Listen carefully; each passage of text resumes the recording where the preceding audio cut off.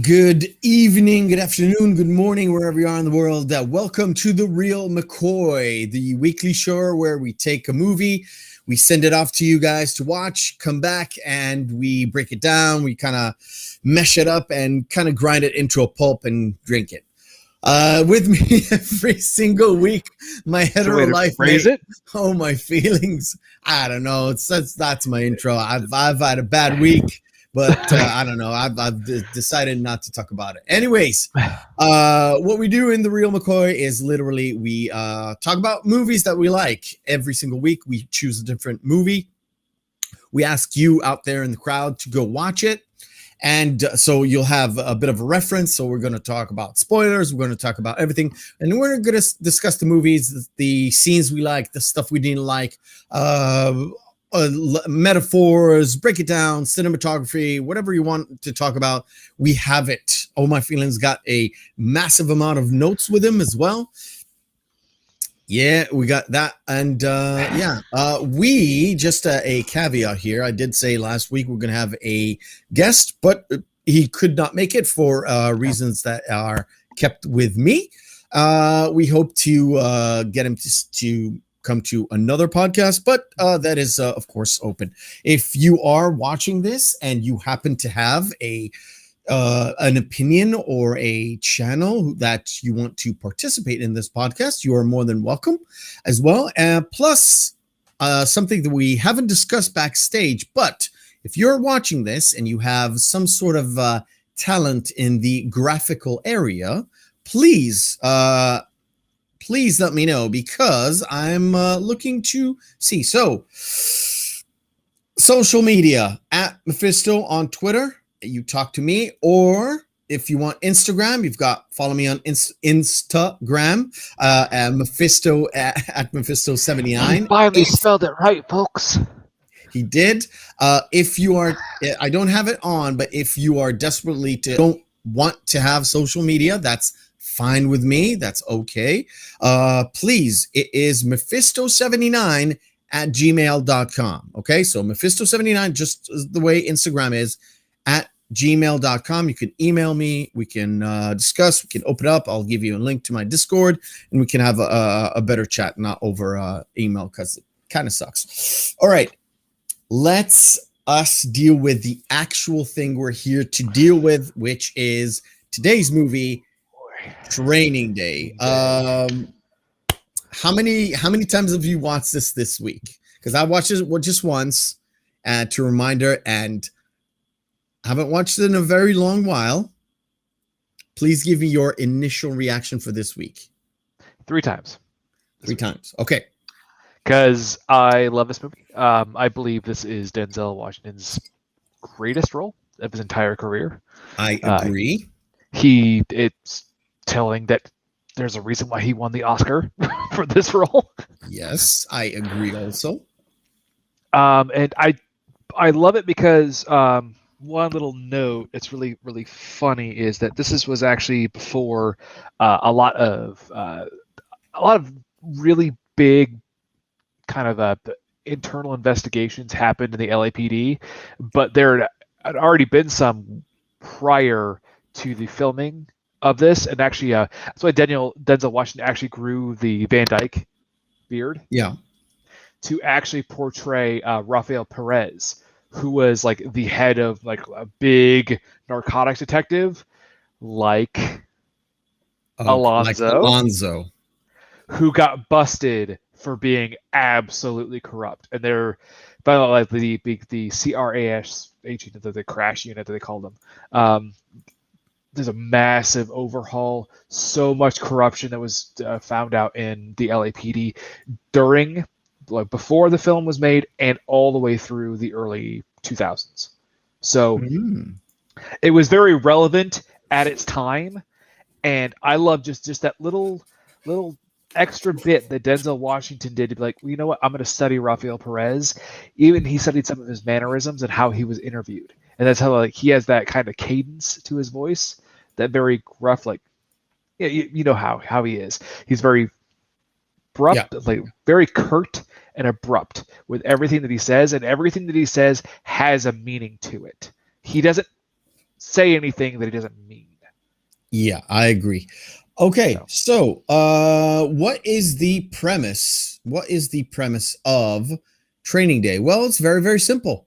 A young cop, played by Ethan Hawke, gets attached to a special narcotics unit, and he is attached to the ringleader, I would call him, of the group, who is Alonzo. I don't remember the last name. They do say the last name? Not sure. They do, but I forgot it. I know Jake's last name is Hoyt. Yes, it is Jake Hoyt, but Alonzo, I'm not sure. They do say his last name, but yeah, he is attached to Alonzo, and hilarity ensue. And when I watched this, I wouldn't call it hilarity. I you know, it's a figure of speech. The thing is, I totally forgot. Training Day is basically not 24 hours, but a full day. A full day. That's it. It's his day. I totally forgot it's a full day. I'm serious. I rewatched it, like, oh yeah, there's always pictures of the sun moving in the sky, and sundown, and you've got the nighttime also. And I was like, yeah, it's Training Day. It's not Training Week, motherfucker. All right, so Jake is, to all accounts and purposes, not only a rookie, but a kind of not only rookie, not only young, but he is also very green. Now, Alonzo Harris, thank you, Bifford. Thank you for joining us, man. Hope you enjoy yourself. So Jake Hoyt. Also, we get a little bit of information. He also played a safety, right? You find that out in college, or I think it was college football, because we're going to see the the victim, or the dealer that Roger. Alonzo first visits, kind of, Oh, oh, you Roger. know who you're talking to? It's Jake Hoyt. It's Jake Hoyt, the safety for fucking whatever college, state, or whatever. Yeah. I must admit, when I watched this, I watched this in like segments, because it was I think it was a Thursday or a Friday, and I had to stop like every 20 minutes because the kid the daughter wanted this, and my boy wanted this, and my wife wanted this, so it's like segments. And then actually Mrs. Meth, my wife, literally sat down and like next to me, and was like, okay, we're watching this, quiet in the house, kids go, and we're just watching this. And that was like midway through. So yeah, I'm sorry if I miss tiny little details, but here we go. We start off with this call. And this call sets up the tone of who Alonzo is, like, for me, where Alonzo's like, okay, you're gonna meet me. Don't worry, it shouldn't be a rough day. I'm just in my office, so just go to this place and that place, and we'll meet there, and then we'll just we'll just talk, right? So this is just a call, and Alonzo is zero nonsense in this point, right? He's like, do this, do this, do this, do this, do this, and he's like, bink, and like shuts down the call before anything else. Anything to add? No? Yes? Well, no. Well, Jake. It also shows the kind of person that Jake is right off the bat, because he's he just had his baby daughter, and the conversation that he has with his wife at the time is so telling of who he is as a person. You can tell he's a loving father. You can tell he's actually a good man, but ambition is blinding him. Because he already says right there, I will do anything I can to get that promotion to be a detective, to move my career forward and have that really stable career. Because you know what? If I get that bump up in pay, like, look how good we'll be doing if we have this. He's not content with the now. He's aspirational to a fault.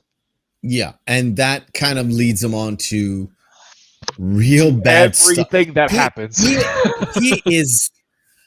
The thing is this: Alonzo, throughout the movie, is literally setting up traps for Jake to fall into. There's like the big trap, and there's like many little traps along the way. Now, every little single thing that happens between Alonzo and Jake is not it's not Alonzo testing Jake, although that's what we're led to believe. It's Alonzo literally like pulling him into the big, massive trap, which is like the end of Act 2. Well, in a lot of ways too, where had Jake had been as corrupt as Alonzo thought he may have been, or if Alonzo thought that Jake was like him, the trap wouldn't have been needed. But he could see inherently that Jake was the polar opposite to him. He was not morally bankrupt yet. Yeah, but Alonzo was facing basically with two options. A, Jake would get corrupt easily, which wouldn't necessarily need him to go into any other motions, because he wouldn't need to make him into a patsy. He wouldn't need to do any like special things. But if he wasn't corrupt, then I got him. Like, I got him. He had the trump card. I got him. Again, so the first test. Let's see the first test. So one thing he says at the end of the movie that really plays back, it comes all the way around. It goes, "I'm playing chess. Are you playing checkers?" Yes. I love that. I love that sentence. All right, we'll get to that. So Jake comes in, sits down, and starts talking. And Alonzo's like, well, that's your first mistake. You're like disturbing me from reading my fucking paper. And Jake is like, he doesn't know what to do. So he basically he's shutting up, and then he keeps talking because like, oh, shall I like get coffee or breakfast? And Alonzo's like, all right, you've disturbed me enough. And he gives him the first test of the day is tell me a story. Tell me a story. And Jake was like, tell you a story. What do you want to hear? It's like, I don't know. Tell me a story, not your story. Tell me a story. And the story is like, the story he wants to hear, it comes up later where when they go to the three wise men, he wants a story from one of them, right? He wants the story from one of them because he wants to be entertained, but also he wants people to talk. Like you said, when a man plays chess, he wants to know where he stands. What are the pieces? Where are they going to go? What is the mood? He is looking to Jake to feel the mood of the guy. The story doesn't really matter. But when Jake tells the story is basically talk about, I don't know, the story is basically talking about nothing, a DUI stop or something like that. And Alonzo is where he ends up like, he ends up finding guns in there because he basically got his first felony charge off of that. Yeah. It's so that's what you got in your first 18 months. Like, wait. So your captain, well, you're basically your superior officer there. She was a woman, right? Yeah. Just like, so. Anyway, I was going to say, right? Alonzo feels Jake. Feels Jake at this point. He learns that he's a good guy, an overall good guy, and he is maybe uncorruptible. Yeah, well, because then he asks, well, it's like, so that's what you have to tell me after 19 months in the force. That's the story you have to tell me. So then he goes into the story about talking about his superior officer and basically the woman who trained him and everything. So, again, trying to get the measure of a man there, asking him like, oh, so you had sex with her, right? Or you wanted to, right? Yeah. And then he's trying to find an angle on like something that could be like corrupted a little bit, or like he wants to find a chink in the armor. Right? Yes. But he can't find any. So moving on. And we get you get a lot of information by how Alonzo walks to the car. He walks to the car, middle of the street. He does not give a single fuck what is going on. And it comes back around very, very soon. And now I want to give you this thing. Two things here.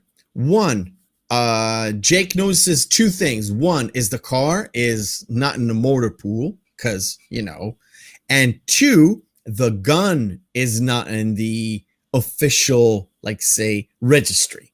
All right? Correct. Well, this is not the official motor pool. Like, no. And he's like, well, and he goes, well, that's what he says. Well, actually, welcome to my office. Yeah, and yes, I was like, oh, I thought we were going to be in the office today. I was like, this is the office. Hello. Welcome to the office. Now, I like the fact that there's a little back and forth, and then when they start moving, there's a very, very famous Dr. Dre song, who is also in this movie. And Snoop Dogg is on that track, also in this. It's Still Dre. Still Dre, It's called Still Dre. Right, very, very, very, very. Because this was from that was from the Chronic 2000. I don't remember which album it is, but it's a very well known track. Yep. I think it's early 90s, so 91, 92 ish. But this is like 2001, so it's around 2000 when they filmed it. It's still considered, I think, a classic at that point, but it's a very well-known track. So they drive around, and they come to a vantage point where, wait, I have to. Yeah, never mind. They come to a vantage point where they Alonzo is going over. Oh, you see that guy? He's like a dealer. Look at those, and they see like the students coming in. Yep, with the street dealer.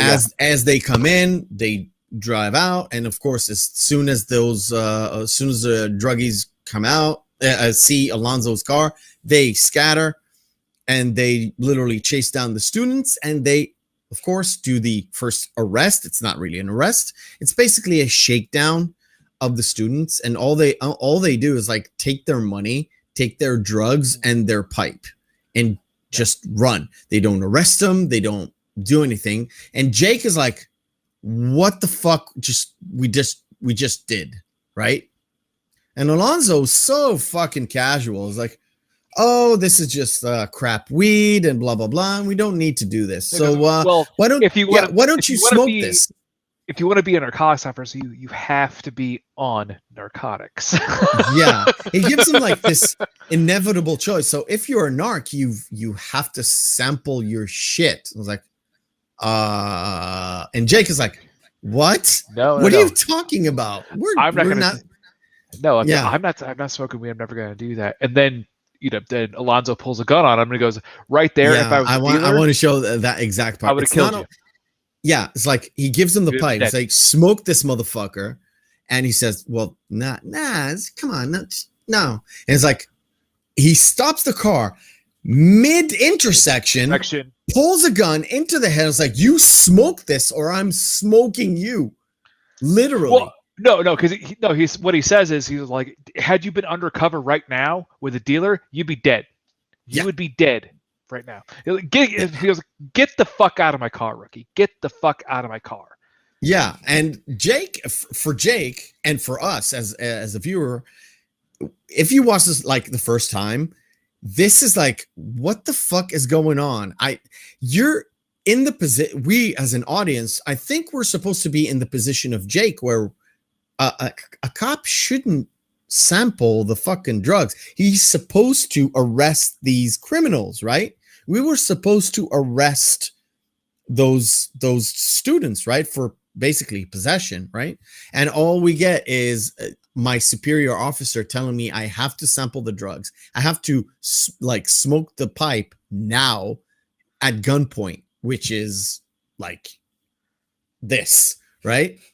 Well, it's more at the time, to Jake's character, it is all about Alonzo's tests, and we don't know what the whole setup is yet, but in a way, Alonzo and his mentality at the time for us as the audience makes sense, because he's been reiterating time and time again.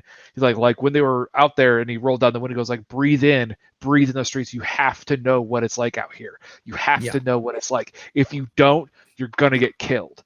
That's it.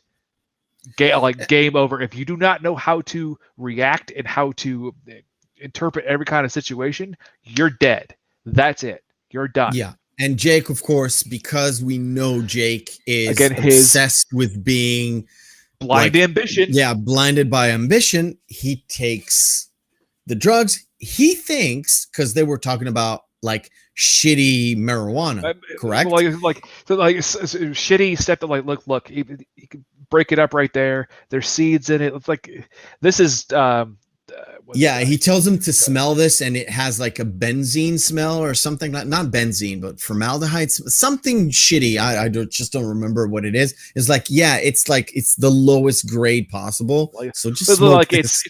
It's bulk packaged Mexican weed that's been stepped on, and it's probably at like a year or two old. Like it's shit weed. It's dank weed. Like it's really fucking bad weed. It's like fine, whatever. So he takes a hit. He takes not a hit. He takes like three massive hits. Well, because after the second one, he goes, "Well, come on, man, just finish it." I have to finish it. Like, and you took some big man hits, man. He looks at him like, he tells Jake, him, virgin lungs. He's like, well, he looks at him and goes, I didn't know you like to get wet. Yeah. And he's like, what? Wet? What the fuck? Wet. It's like, yeah, it's Angel PCP. dust. It's PCP, dude. He's like, I've never. Well, he's just like, I've never done it, but you have. It's for me. This is like the first. I wouldn't say trap, but entrapment. Mm-hmm. And at this point, this is Alonzo's sort of, I don't know, insurance, you would say. This is like the first steps of like making sure if I can't turn Jake, this is my insurance. I can use this for later. And it goes out throughout. Now, I've watched a video of a guy reacting to this movie. And when there's the bit where Jake looks outside, everything has that green filter. I wanted to show it on Denzel, but it's on Denzel as well. He's looking in the car, outside the car. When we see Jake, when we see Ethan Hawke, he's like, his eyes are rolled back. He's out of it. And the guy in the video said, wow, what did he smoke? Fucking Hulk's serum or something? It's like, oh yeah, exactly like that. Like, I never smoked PCP in my life, but I'm sure it's not green. I'm pretty sure. I'm pretty sure it's not green. You don't have to incriminate yourself.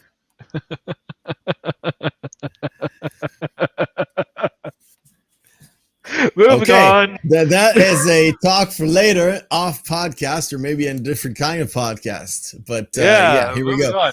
Moving on. We are going to the dealer's house. Now, Biffer might tell us what the name of the guy is. Ralph. Ralph is the guy? Right.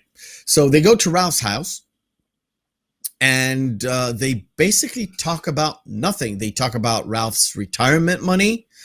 They talk a little bit about Alonzo's what happened in Vegas, which is an inkling of the thing that is basically looming. The cloud that is looming behind Alonzo is the Russian deal, which we're going to talk about a little bit later.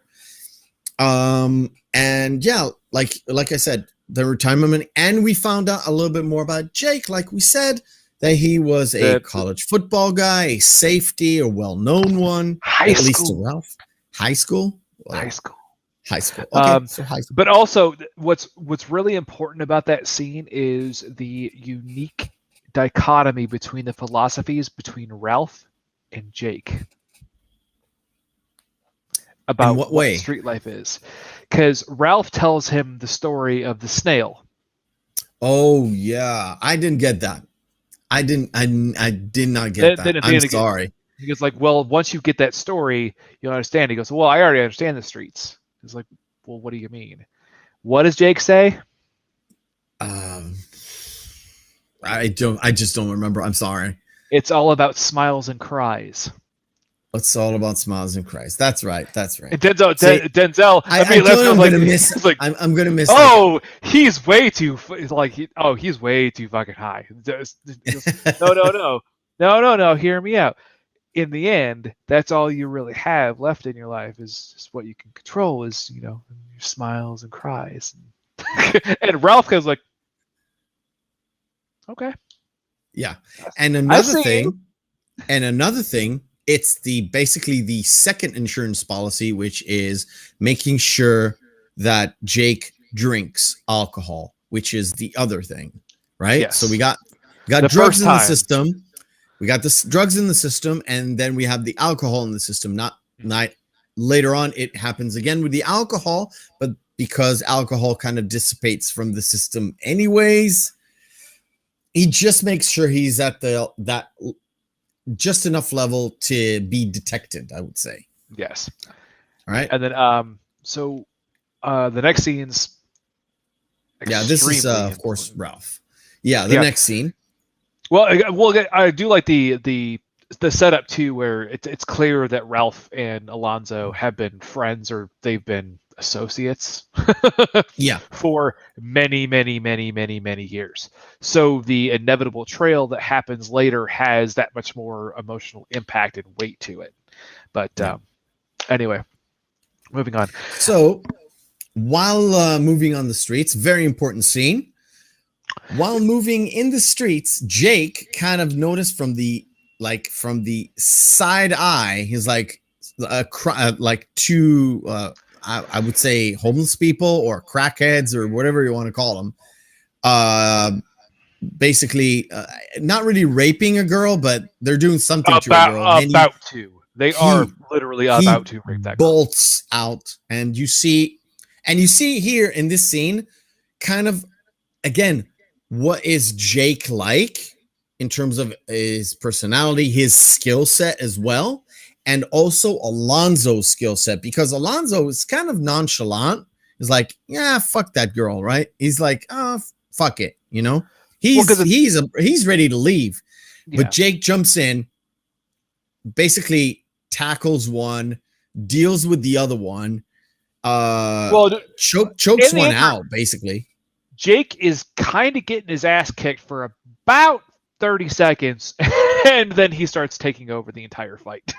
Exactly. So he jujitsus one and like gets the other one down as well. Zip ties them both. And Alonzo comes in, strolling in, right? And he's like the man. And at this point, Jake is like, okay, let's arrest him. Let's call something. He's like, don't worry about it. And Alonzo's like looking for drugs. He finds drugs in one of the socks. He finds something else in one of the other things. And he kind of basically cuts them loose, except for one thing. Because one of them called him a bitch. He says, suck my dick, bitch. Suck my dick, bitch. Yeah. That's the thing. Alonzo puts him up to the wall and first of all puts a knife to his face, then pulls his guns out and goes, well, what's going to happen is what did you say to me? Yeah. I believe you said, suck my dick, bitch. Is that what you said to me? He goes, no. You're fucking terrified. Because fucking kill you. So he's like, oh, what? Literally hits him in the fucking throat. Yeah. Goes, so what? Are you calling me a liar? Are you calling me a liar? So pull your pants down. Pull your pants down. No, I'm gonna blow one of your balls off. Which one do you want? So basically, and Jake is like, aren't we going to arrest? Like, first of all, he lets the girl go. It's like, go home. Right? Just go home. Yeah. And Jake is like, no, we need a fucking statement here. We need something to put these guys away. And Alonzo's like, we don't need to put these guys away. Don't worry about this. We got this. He finds drugs and money. Sorry, not a knife. He finds drugs and money. Drugs and money off on the he finds it doesn't matter. He finds from both of them drugs and money. Yeah. And he basically takes it, and Jake is like, what the fuck is going on? And in the car he sounds, it's chump change. It's for us to use maybe later. One very, very important thing is Deus Ex Machina there. It's not a Deus Ex Machina, the wallet. Yes, it's the wallet. Without the wallet, without the wallet, there is no Jake at the end. Yeah. So Jake has the wallet of the girl with her name and her it's her school ID. His school ID. Yeah. Which it's like she walks away and she literally forgot it on the floor, and you would think Jake would go after her and take it for her, but he doesn't do that. because he picks it up right at the end before they leave that alley. He doesn't go after it. And now you would think Jake would literally like. I think in a way, Jake at this point, he's like, well, I'll give it back to her later. This is more like an afterthought, so he's hanging on to it to give it back to her at a later time because she'd already run off. Like, what is he going to do? Run down the streets after this girl, try to find her randomly in the streets? He has no idea where the hell she went. It's been several minutes since she ran away, so who knows where the hell she went. Now, I want to give you this part. If you look at Jake here, do you see his demeanor? His face looks he is very annoyed at this point. Yeah. He saw things that he did not like 3 times already, and it's not even noon. Basically, the day, it's not even noon. I think in this way, this is where the whole figment of what he thought what it was going to be like is completely shattered. Yes. Yeah, I think so as well. Because you could see here in this, and I especially stopped at this point to give you a look where he looks down, his eyebrows are lowered, he's very annoyed. And if you look at Denzel's character, Alonzo, he is still max chill. He is totally cool. He is in control. He has no qualms about what he's doing and how he, I don't know how to tell it. So he is still in control in the process of, I really don't care about this Jake guy. I really don't. Or at least it seems to me that he is cool. He wants to maybe teach him a little bit about how the streets work. But generally speaking, he's not even thinking about Jake. He's thinking about the Russians still. Yes. Well, because he has his whole plan in motion. And the fact that that's why I think this is one of Denzel's best roles, because he plays nonchalant and violent psychopath at a drop of a hat. Yeah. And it's brilliant.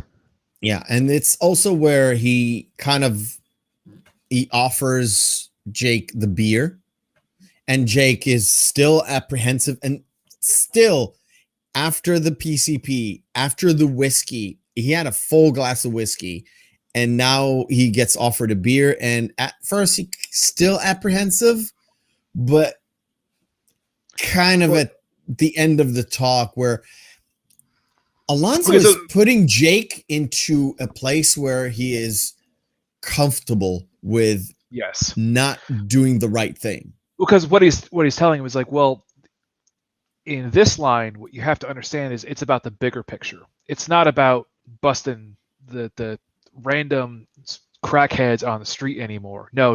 We're going for the big time scores. We're going for the big arrests. We're going for the big busts. That's what it's really all about. Besides, look at you. I saw how you choked him out. You're not supposed. Internal affairs says you're not supposed to do that anymore. I see you're a rule breaker too, huh? Yeah. He tried to get him out there, and he goes, and what you have to understand is the thing. He plays into Jake's. Yeah, he plays into Jake's. I don't know. Sense of justice. Mm-hmm. And sense of, I need to get the bad guy, whatever it takes. The sense of ambition comes out, and Alonzo kind of gets it and gets into the neck and tries to pull it out of Jake. And he puts him into another test right here where he tells them, what's a very important. Yeah, this scene. What's a very important setup to it during that conversation when they're driving goes, if sometimes to protect the sheep, you got to be a wolf. Are you going to be a wolf? Yeah, it comes out a little bit later, but yeah, we can skip to that. But yeah, do you want to be a wolf or do you want to be a sheep? Sheep, yeah. And and he also said one of his Alonzo's famous lines to one of the crackheads. Yeah. You want to go to jail? You want to go home? Yeah, you want to go to jail? You want to go home? Simple as that. And it happens here as well. It's like he tells Jake to maybe, do you want to score some drugs? Let's see what's happening. And we got fucking Snoop Dogg coming into the car with Snoop Dogg with it up. with a wheelchair, and Jake is totally out of his element. Can I buy some drugs? No, it's like, can I buy some crack? You're like, Yeah. I smell bacon. Yeah, I smell bacon. So Jake's like, oh no, come on. And Snoop Dogg kind of wheels himself out, and Jake chases him. Like, and they go into this go get him, superhero. Store. Go get him. Yeah. Go into this wig store, and they literally run into Alonzo. And as soon as as they're going through, first Snoop Dogg. Yeah, Snoop Dogg kind of eats the drugs away. 6 like bags. Yeah, crack. Baggies. Yeah, I know. And Jake actually tackles him off of his chair, and then Alonzo is walking through, just real like, and he's speaking, I believe it's Korean. Yeah, I think so. To the ladies, like wig shop, right? Yeah, it's a wig shop. Let me see. Yeah, it's a wig shop. It's a wig shop. Yeah. And Alonzo is like, okay, just just give me information, and we'll be on our way. And Snoop Dogg is like, nah, I'm not into this. I'm not. I haven't dealed anything. And Alonzo's like, give me a pen. And he grabs him at, there's a little back and forth here, but he grabs him and he puts shoves the pen into his mouth, and automatically he vomits the fucking. So what it is, like away. What he does, he does, right? Yeah. He shoves the pen and it hits his uvula. And it literally activates. Makes him vomit. And he shows Jake. So look, there's the crack. It was like, oh look, oh my god, there's 1, 2, 3, 4, 5, 6, and along with the gun that he found, man, you're looking at felony charges. And he takes the clip out and he goes, you're going to get 10 years pulled bullet. 10 years. Yeah. 20 years. And that's how he convinces him to give him a little bit of a lowdown on what's what. Yeah. And the whole point is to get information about where is a specific guy hiding, because he knows that's where the money is. Not the drugs, but the money. The Sandman. So, the Sandman. Yes, the Sandman. So they go and they want to arrest the Sandman. So when they go to the car when they go from the coffee shop to the car, there's a menu stuck to the window, and Alonzo tells Jake, well, just take it and just put it in the glove box. And he does that because it's a reasonable request. Now Jake is like, we need a warrant. And Alonzo says, that's fine. I've got a warrant with me. And he shows him a folded paper. And Jake is like, we didn't get that warrant. No, the thing is too, is he pulls out the random police jacket. Yes. It was like, put this on. And what's just a small little caveat here. In this scene, the scene with the 10th Streets, the Traces, at the end with the Mexican gang, and also the scene where Alonzo lives with the Bloods. Yes, those are all actual gang areas in LA. They actually got approval from the Crips, the Bloods, and the Norteños. That's insane. To film, and actually some of the people that are in those scenes, they're actual members of those gangs. And they allowed themselves to be on film. Yeah. They didn't have any guns for real. Only the extras had it. But yeah, they go into this house, Macy Gray's house. Yes, I know. We were watching this with my wife, and my wife was like, "That's Macy Gray." Yeah, I was like, "I know." Really? Is that her? It's like, listen to her voice. I tried to say goodbye and I choked. Exactly. That's a fucking false warrant. And Macy Gray has the most ridiculous fucking wig on, Yeah. a clip-on Silver tooth. tooth, yeah, and That's the just like a bug outlandish drill, fucking the nails. um how do you call Griffith Joyner? What's her name? Florence Griffith Joyner, the runner.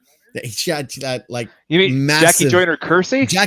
No, not Jackie Joyner Curse. Oh shit. I'm gonna Google this.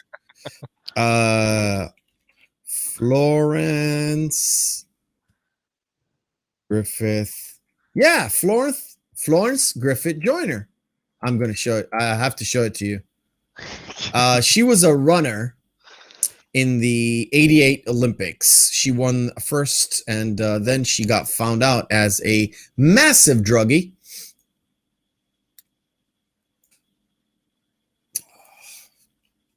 There we go. Tap this, do this, and baboosh. See? Wow. She ran 100 and 200 with those nails. Respect. Oh, Flojo. That's Flojo. Yeah, baby. Flojo. Like, okay, yeah, I know you're talking. Florence Griffith Joyner. Wow. Yeah. Anyway, Olympics aside, I honestly did not know Flojo's full name. I did not. Really? I'm a sports fan. Well, former sports fan. So he comes in with this like bogus fucking warrant, and he tells Jake to control the members of the house, the kid, I don't know, the 10-year-old, 12-year-old kid, and Macy. Yeah. I'm going to call her Macy Gray because she's Macy Gray. What's also really important too is notice that every single situation that that Jake's in up until the end of the film, everyone is referring to him as like they know right off the bat, they can tell that he's a rookie. That he's soft, that he's completely out of his fucking element, and it's not because he's a white guy. No. They I don't think in any way, shape, or form they talk to him like a white guy or a black guy like a black guy, or they didn't even mention race. They just mentioned they could just tell immediately. Yeah, class and position. Yeah, not really. They're not even talking about race. When Alonzo is talking about the gangbangers, they're talking about them as the specific gangs, not they've got Mexican affiliation. They're not. He didn't even say that. They just the 23 or whatever. You know, I'm just throwing away names here, but they didn't even say Crips or Bloods. They just this is a gang area, gangs, or he affiliated with this gang, but not really. They didn't say Crips or Bloods at any point. That's you could just honestly tell because in one scene all of them were wearing blue, and the other scene all of them were wearing red. Red. And it's also in L.A. Right? So, yeah.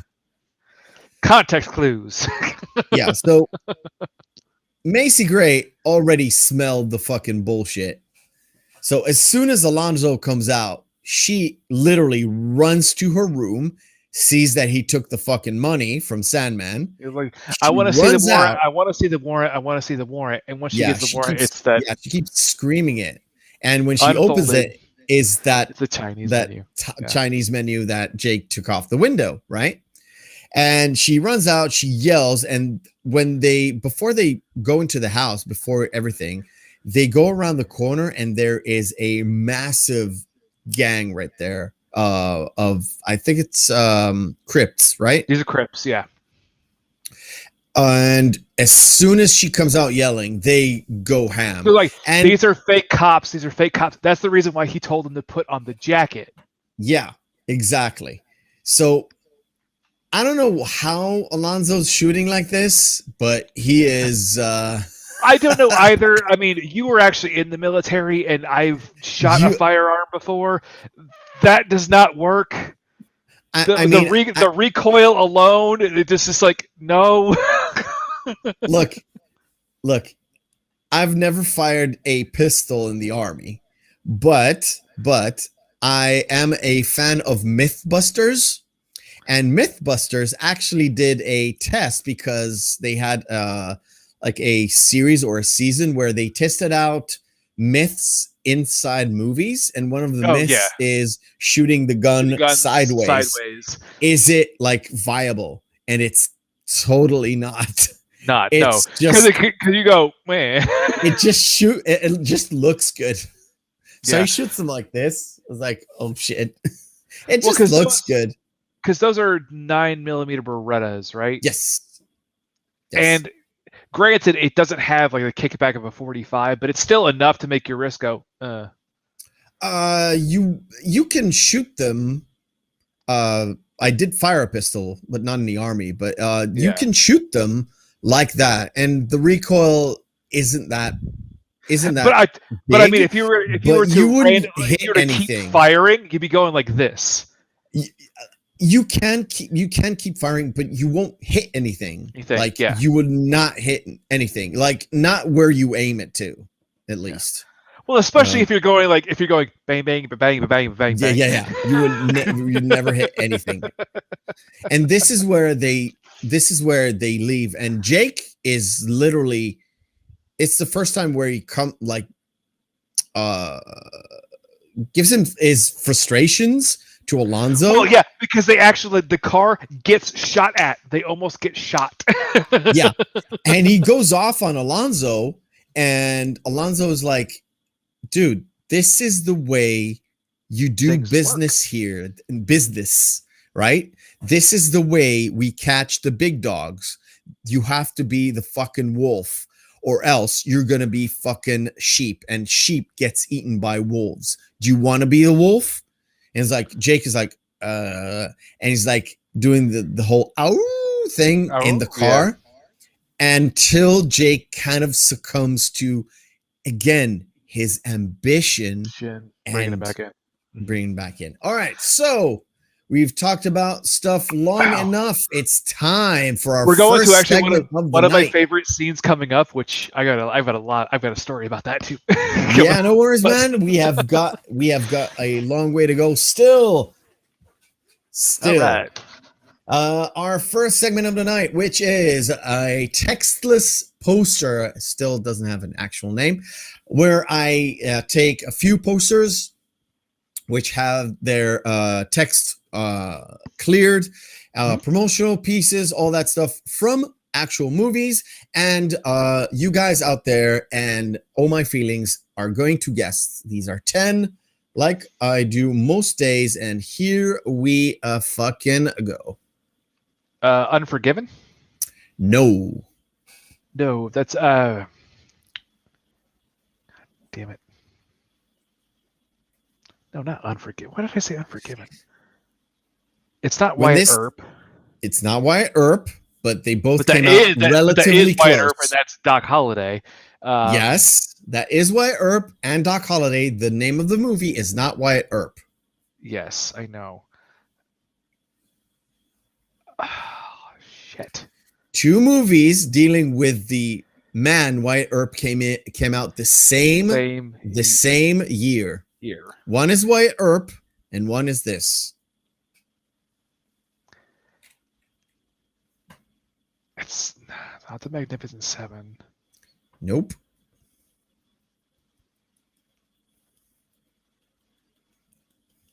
Even Biffer is stomped. I think we showed on the OK Corral. It is in the OK Corral. That's the story.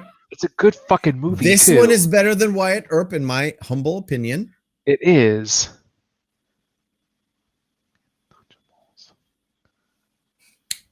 Come on. No, I've got you stomped. Tombstone. This one has Sam Elliott in it, and he is fantastic in this one. Yeah.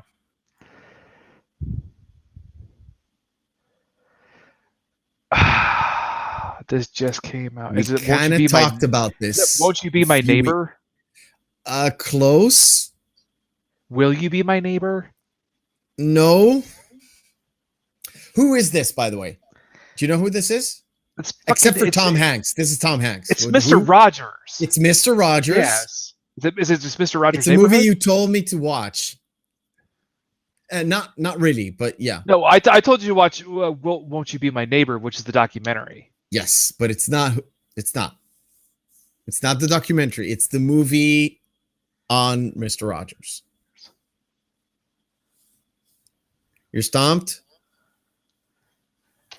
I basically gave you every single iteration of what that is. Another Day in the Neighborhood. Oh, come on. That's close enough. Yeah. What the hell? You want me to punch in? Is that Victor Hugo?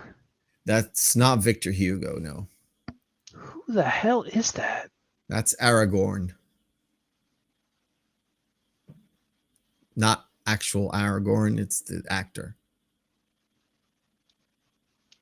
It's Viggo Mortensen. Viggo Mortensen. What the woman is Maria Bello. Bello, yeah. Not Eastern Promises. But that's a great fucking movie, though. That's a really great fucking movie. Not Eastern Promises. Although the characters are very similar. Wouldn't be surprised. Viggo Mortensen playing a very gruff, badass. Wow. Yeah. Big fucking role shift for him. Yeah. No, you're stomped.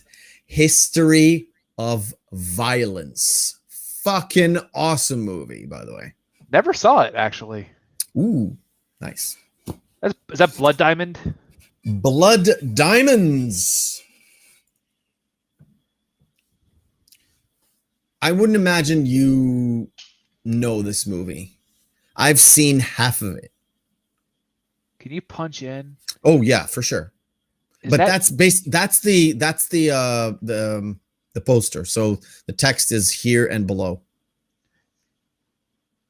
Is that? It's not Hair. No. Biffer's got it. If you don't watch the. Wait, is that? It's that City of God. City of God. Fear and Loathing in Las Vegas. Fear and Loathing in Las Vegas. I had to put it in. Hot Shots Part 2. Hot Shots Part 2. Oh god damn it. I just lost it. We talked about this 2 weeks ago. I love this movie too. I love this. I haven't seen it in a long while. It's so good. It's one of Mrs. Meff's, used to be Mrs. Meff's favorites. Now she can't stand it. I asked her about it. Yeah. She likes this movie? She introduced me to this movie. Really? That's Natural Born Killers. Natural Born Killers. The Thing? The Thing. Nice. With Kurt Russell and John Carpenter. The Wrestler. The Wrestler with Mickey Rourke. All right. That's best role of all time. Best role of all time? Really? For Mickey Rourke, I've seen it. I'm a wrestling fan and I've seen it. It's really good. No, for him, that's his best role, I think. That's his best role? Yeah. Who do you think he plays in this movie? Ric Flair or Hulk Hogan? I think it's actually an amalgamation. An amalgamation of both? Mm-hmm. It's a little bit also of Randy Savage at times. Do you think so? Or am I just reading more into it? A little bit. Because I used to think... Biffer says it's more Jake the Snake. After listening to Jake the Snake's story on Joe Rogan's podcast, I would say maybe parts of it. I think because all of them did drugs and drank heavily. I think in more ways it's a lot more Flair than anything else, because Flair has been very blatantly clear about the regrets that he has about the life that he led. We might, maybe next year we'll get to it. We have to get to it. It's a fantastic movie. Great fucking movie. It's a fantastic movie. Okay, back to Training Day. So I just want to point out Alonzo does point out to like two cops that are helping a woman down the street, and he Yeah. tells him that that's So, like, sheep-like. No, he Yeah. goes, well, you can either come with me or you can go help those guys over there. And those two cops, they're helping this woman change her tire. Yeah. Now, I want to go over this. It's a very small scene, but it kind of sets up the ending just to get some information. So they go into one of Alonzo's honeys. They go through, I'm not going to show it, but they go through a neighborhood where there's bloods, and Alonzo specifically tells Jake, Wait, do no. do not enter this place without me, Yeah. because they will eat you alive. Now, well, you missed one of the most important scenes in the whole movie, though. Okay, which one? The Three Wise Men. Is it? No, it comes after this. I have the rundown. I'm pretty sure it was right before this. because he No. It's now time to go to work. Yes, I know. Yeah. My bad. My notes are wrong then, apparently. Yeah. So he goes to Ava Mendes, the gorgeous Ava Mendes. Yes. He introduces him to her and to his son. Eva Mendes gives him El Salvadorian food, so we know where she comes from. So, and by the way, which it doesn't really matter, but no, but also the even the small little relationship that forms between Jake and that little boy. that's why I wanted to discuss this. The most important deal here for me is in this very short amount of time, the trust that builds up between Alonzo's kid and Ethan Hawke. It starts with the kid like playing a video game or a console, something like that, and it end with Jake eating, and it kind of cuts to where you can see again the sun moving in the sky. Well, yeah, and it's only a few hours later, and he's laying right next to him when they're watching TV together. They're both both asleep. They're basically napping in like the boys in Ethan's arms, and Alonzo towering in like above them, looking at what is going on. And to me, is like that's a very menacing look, because I don't know Spanish, and in the version I had, I didn't see any subtitles when he speaks to his son. I understand mijo, which is my son, but other than that, I don't even know why he told him. Do you know? Well, it wasn't really much. It was more just like, don't worry, just you're not going to see this man again. More kind of a thing. It was just. Yeah. So it's a little bit of a foreboding of what is planned to Jake. Yeah. Well, that evolves. So I love you, son. Well, and to even the change, just that little small exchange of affection between, that little boy and Hoyt, when they're laying there and everything, and even when he basically was like, you know what, it's really nice talking to you and everything. He like. Jake is being so nice and fatherly to the kid, and that little boy, he's looking for a father figure because his father is fucking Alonzo. Yeah, exactly. At the end of the day, his father is fucking Alonzo. So that's why when we get to the end, when Jake needs help from the little boy, of all people, little boy is just like, yeah, I'll help you. I was like, do you mind opening the door? Yeah, I'll open the door. Yeah. All right. So they go to meet the Three Wise Men. Why? Because Alonzo needs to cash in an account because of the Russians. This is a little advancement of the story where they kind of discuss what was going on, and they give the information about, something happened in Vegas with the Russians. We don't know exactly what happens, but we know it's something to do with the Russians, that Alonzo owe them money, and they have to, I don't know if they discuss it about the timing. They do discuss it about the timing around here, but it doesn't really matter. The rendezvous, he has to drop the money off at the rendezvous point at that certain point in time. Otherwise, they're going to kill him. Exactly. And I'm not sure the information about the time is right right here in the scene, or he learns it from the Latino gang a little bit later. Jake learns it from the Latino guys at the end there, but they're talking about it in vague terms between and also part of Jake is actually away from the table. He's away. Yeah, he tells them to wait aside, and he talks to those guys. One of them is a DA, correct? I think it's what's his name? Tom Berenger's character. He's the DA. I believe so, and one of them is one of the head of internal affairs. One of them is internal affairs. One of them, I thought, because I've watched this at least 5 or 6 times before. Yeah, I don't know why I have it in my head that the old guy from the trio was a judge, and he got the warrant he got him to sign the warrant, but he's not a judge. He's like a private investigator or something. Like, he was something in the police, but now he's not in the police. He's like a private.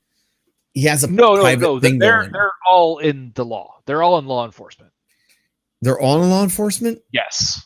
Yeah. And maybe I've got it mixed around. But one of them is internal affairs. One of them is a DA. So that's where he gets the warrant from. That's what mixed up in my head, but he robbed the money from Macy Gray or from the Sandman to give to the DA, so the DA could buy the warrant and have the warrant. Exactly. The warrant to go to Ralph's. And also, what's really important about this scene is the fact that originally they wanted to cut it. Really? Do you realize how little sense the rest of the movie would have made without this scene? So if you cut away this scene, they would have gone from Eva Mendes's house to the parking lot where they meet the team and have the warrant already. Yeah. And without Jake kind of discussing Alonzo, because what I wanted to show is after he talks to the 3 wise men, which is hilarious because it kind of references Christ, but not really. And again, you see Jake drinking, but I think he's drinking something like water or something. Jake, let me. I was gonna make a terrible joke, but I won't. Yeah, don't. Just don't. Yeah, I wanted to get this angle. So Jake is standing outside, looking at Alonzo popping the trunk and literally taking out money from the belt and putting it inside the trunk. He sees everything. And when they go to the car, he's like, why did you put potentially hundreds of thousands of dollars into the DA's car? And he's like, it was 40 grand. It was 40 grand. Why? I'm sorry. We've established in this podcast that I'm a fucking idiot. I have stuff running everywhere here with 17 monitors with no producer, no director, right? I'm just fucking with you, buddy. I'm just fucking with you.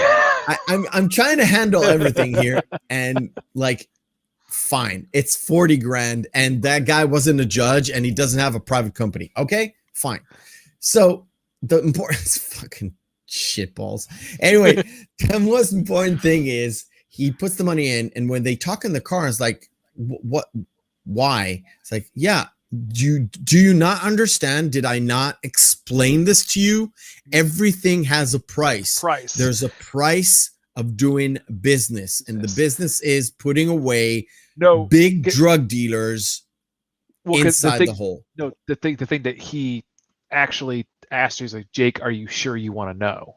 Are you sure you want to know the answer to that question? He goes, yeah. What? He goes, everything has its price.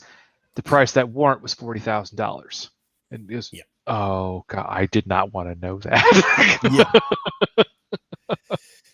So they assemble the crew, and of course the crew includes the big Dr. Dre. When Dr. Dre. He thought he would have a fucking a fucking movie career. That didn't work out. This is before he lost like a lot of weight and got super jacked he was. too. I don't want to shame the guy, but he was hefty.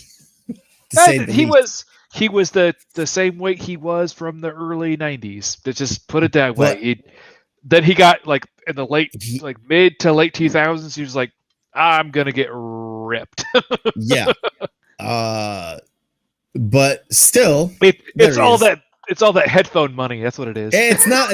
Let's just say that's not the best place to pause it. But again, it's very hard to pause it at the exact. Well, again, too, he's not Biggie Smalls, like morbidly. He's not Biggie. He's not fucking fat, right? He's not. You could. There's a neck. Yeah, but. Far be it from us to like judge Dr. Dre's weight, you know. No, but compared to how he looks now, he's like it's night and day. He looks like he looks like the same person, obviously, but it's just like, did you do a whole bunch of steroids or like what the hell, man? I haven't, to be honest, I haven't looked at Dre's picture in a long while. And all the Dre pictures I've seen in the past like 3 years is basically old videos from like 90, 91, 92, 93. Yeah. So the frame of reference here is like, but yeah. But Dre, from all of them, Dre is the only one who questions Jake. The other guys are like, they're giving a look, but not really saying anything. They all have a tinge of hesitation. Like they don't trust this guy, but they're trusting Alonzo. Dre is the only one who actually vocalizes. Yeah, that's what I mean. I mean, it's not like they're accepting Jake. They notice he's the new guy. They're not saying anything though. And the only one who says anything is Dre. And also he's the only one who has later on an interaction with Jake, and Jake has an interaction with him as well. The only one. Well, but you know what's crazy? I would say like a personal tete-a-tete, yes, but they're amongst all of them still. It's not like a separate scene where it's just the two of them. They're all in the room together. I want to say from the entire crew, one of them is Zed from Pulp Fiction. Zed's dead, baby. One of them is Billy Mayhem or Billy Mayhem, Danny Mayhem, something Mayhem from Con Air, and and Dre, of course. And the only one I couldn't make out is that guy in the suit. That they also mention, nice suit, and everybody's laughing at him. I don't know where if that was supposed to be a ripoff or not, because for the life of me, do you know who that reminded me of every single time I watched that movie? Who? Benicio del Toro in The Usual Suspects.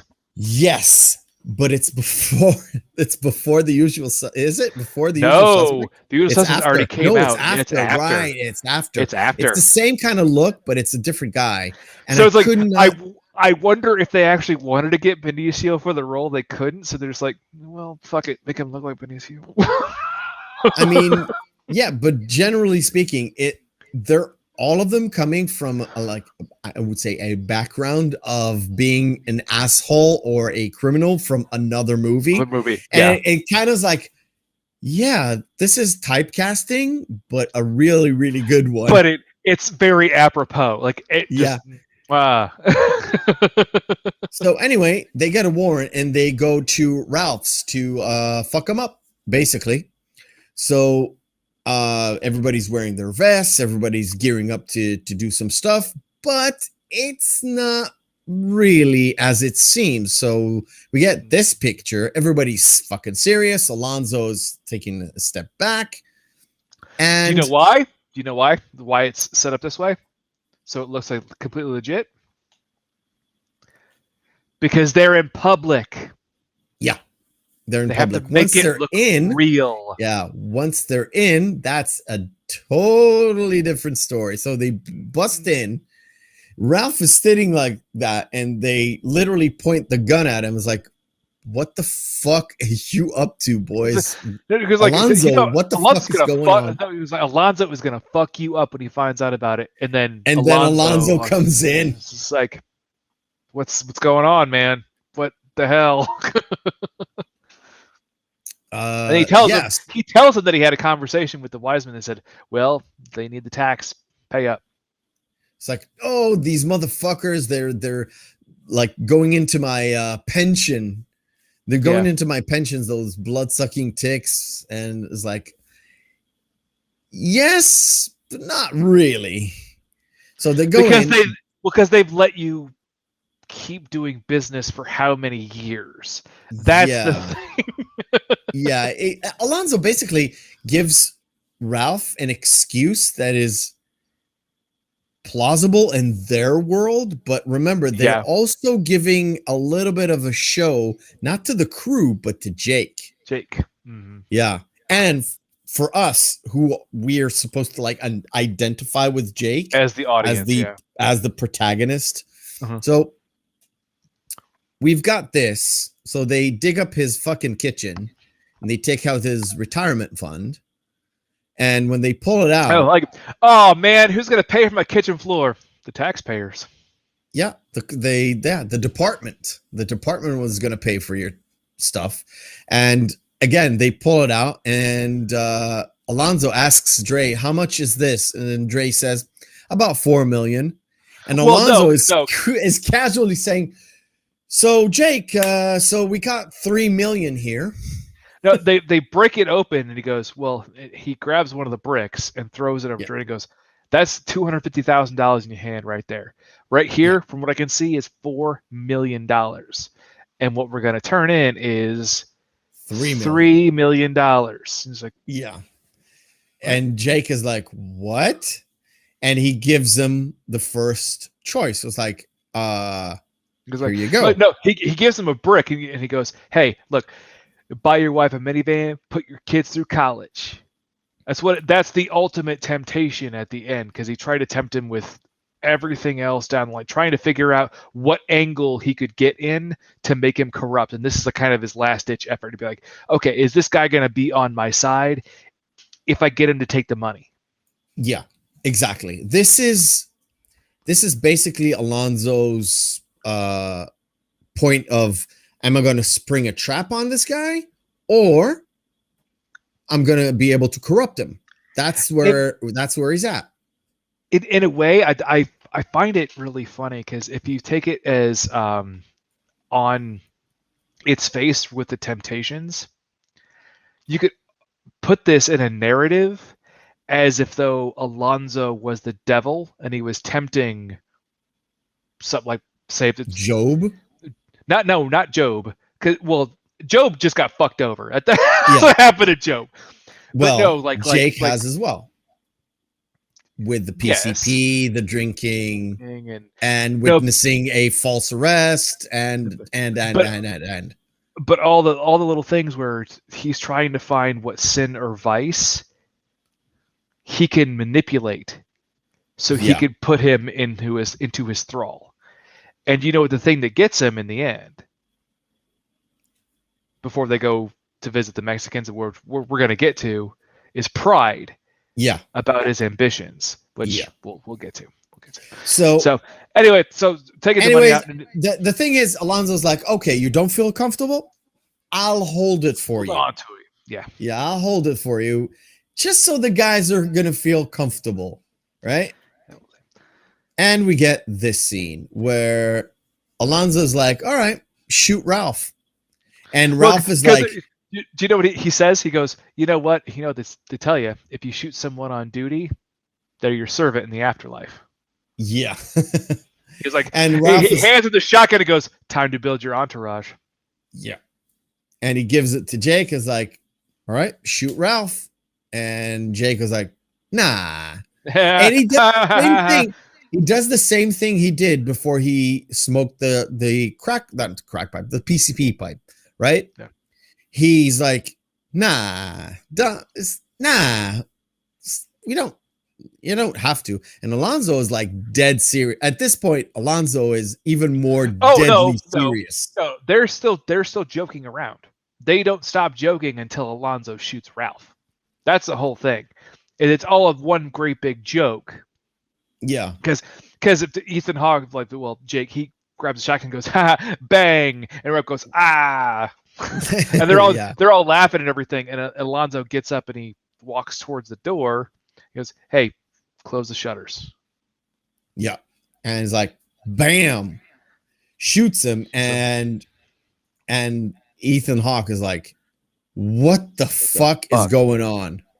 And this also shows how cold-blooded Alonzo is. Oh yeah. And why yeah. Denzel Washington is so just, oh my god. If you have not seen this movie, you have to watch this fucking movie for his performance. It's so amazing. Because he walks up to him, he goes, breathe, dog. Breathe.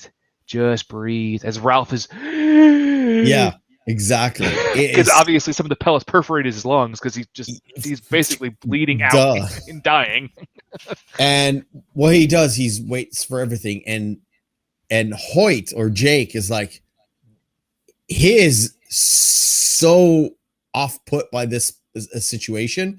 But Alonzo's like, all right, everybody cool. We've got before that is like, okay, remember Jake shot him.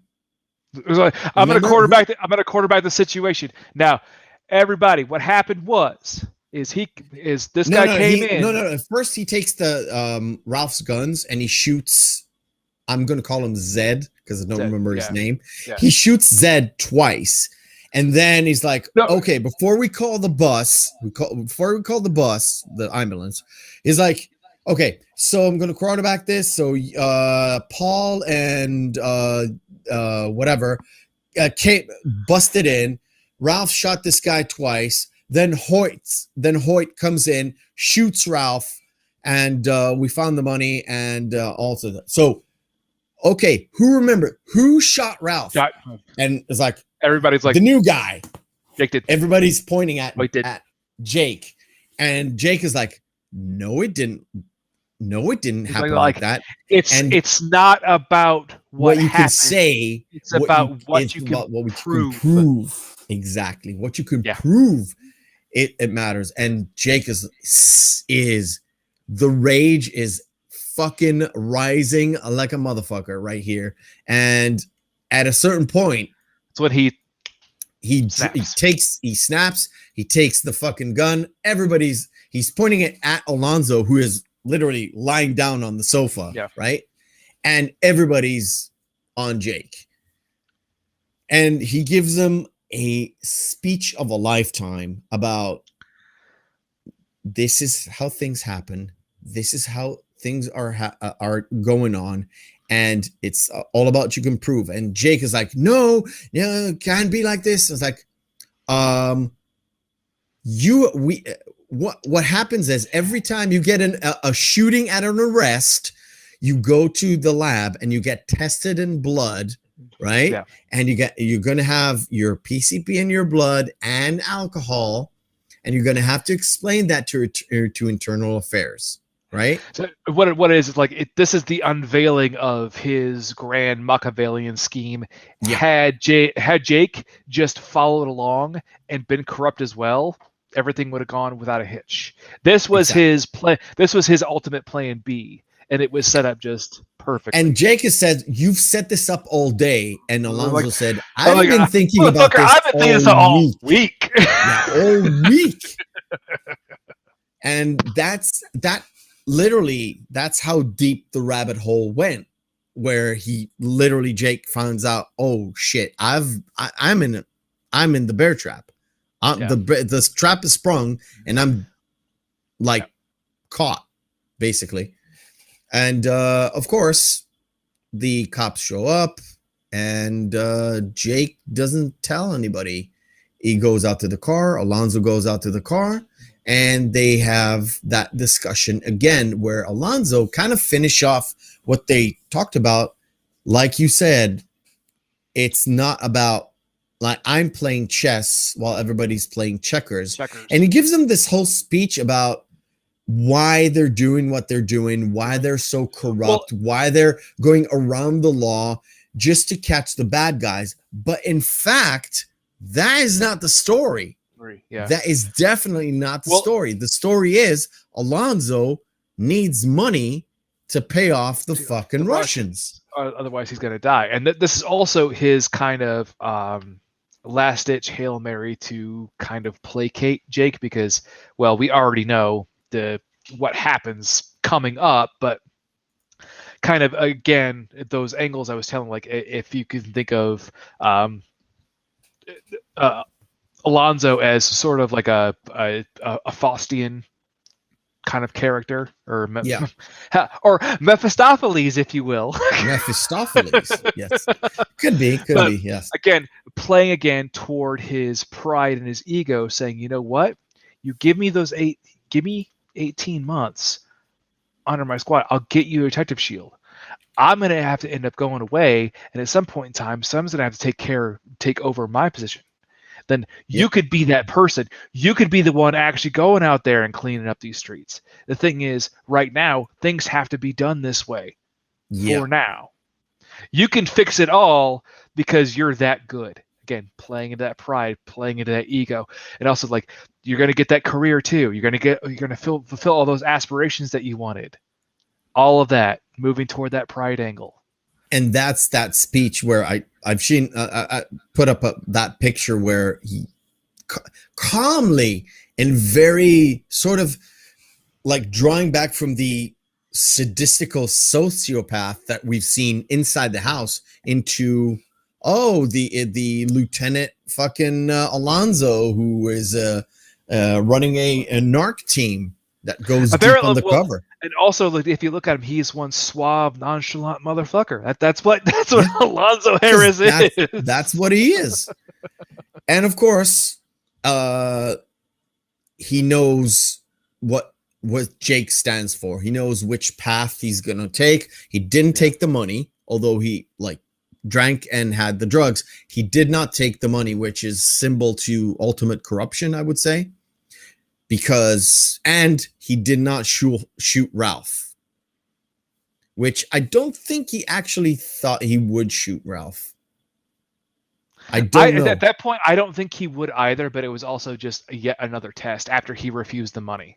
Yeah, after he refused the money, the next test is shooting basically cold-blooded murder. Yeah. And he failed all those. So if you fail Alonzo's test, you get the axe. So they go into the house. Which, side note, this is by far, I think, the most underrated scene in this entire fucking movie, because I agree. The creeping tension and dread in this scene is palpable. It is so perfect and well done, where you feel as an audience, you have that same revelation when Jake has it the first time you watch. You're like, oh fuck, yeah, you're dead. Exactly. So we've got, by the way, this guy is from New Zealand. Smiley, he's a New Zealand actor. He's not Latino. He's not Australian. He's New Zealand. He's a Kiwi. And the guy actually in the center, he's Native American. Yeah, and he also played in Breaking Bad. I don't remember the name of the character, but he played basically the same character. So a crazy drug guy. Yeah. A crazy Latino drug guy. In Breaking Bad, and I think it's the first and the start of the second season. I just don't remember the name of the character. And they keep talking to the third guy is unfortunately he has been typecast as basically as like Latino gangbanger. Yeah, but every single role that he's in, though, he nails it. I mean, you gotta give him credit. I mean, he did play a Latino gangbanger in Bruce Almighty, and unfortunately, he has had a monkey out of his butt. Yes. Technically. That's true. But yeah, but they're both doing like the greatest job in keeping it the creep level up to like here, not here, but here. So just under the nose. I mean, you can smell the creepiness, but you can't really put your finger on it, because throughout the movie up to this point, you've seen a lot of like creepy stuff that happened, but Alonzo is literally walking with Jake into this house, introducing everybody to him. Alonzo has a pretense of, oh, I just came here to give this people a little bit of help, talking to people. I just need to go to the bathroom. And Jake is like, okay, and they're playing cards. They invite him in. He says, I'm a cop. I'm not gambling. And they say, well, we're not playing for money, so you're allowed. Like, hey, you want a cold one? He offers him a beer and everything. So it seems like it's pretty nonchalant. And he's like, yeah, fine, I'll sit down. And they play a hand of cards, and then he's like, okay. And the one guy was like, so how long you been a pig? I'm sorry, I mean police officer. Yeah, I like that line. And that first little bit of disdain is already showing, and it's like, something is amiss here. Something is not quite right. And it goes from the two other guys talking to Jake into Smiley talking to Jake. And Smiley gives basically the exposition of what is actually going on. Yeah. He's like, and Jake, of course, is going to, it's like, where's Alonzo? It's like, he's going to take a while. He's taking a shit. It's going to take a while. And Smiley's like, so do you know what Alonzo's actually doing? It's like, no. It's like, oh, he was in Vegas and he was with the Russians, and now he was a hot, Alonzo was a hothead. Alonzo's a hothead, yeah. Yeah, Alonzo's a hothead, and you can see Jake is like, oh yeah, I've seen Alonzo all day, and I know how hothead he is. Like, some Russian just said something to him, and he just snapped. And yeah. And he gives him the whole rundown where Jake knows that the money is for that and not for anything else. Saved his life. That's it. Yeah. And at some point it was sorry, I hate to refer to him as this, but I really don't remember what the character's name is. The stereotypical Latino gangbanger guy. He goes, I have to give this to Alonzo. He doesn't respect nothing. Yeah. And it comes back later in the way when they released him because of they do have honor, and Alonzo doesn't have any honor. Yeah. It kind of reflects back into of course they're a gang, but they have some sort of a moral code, which Alonzo's does not have. And that actually plays in later with the Bloods at the end. We'll get to that. But the one scene with the three guys at the table, I think the best part, one of the best scenes in that, small little snippets, is when he goes, so what do you have? Like, what's your piece? He's like, it's a 9mm Beretta. He goes, he convinces him to give him his gun. Yeah, it was all a setup. Normal cop would do. Not even with taking out the fucking clip. The clip and popping the round out of the chamber. And everything. But the thing is, the day that he has had already and all the fucked up shit he's already seen is like, this is par for the course. So it's just like, whatever. Exactly.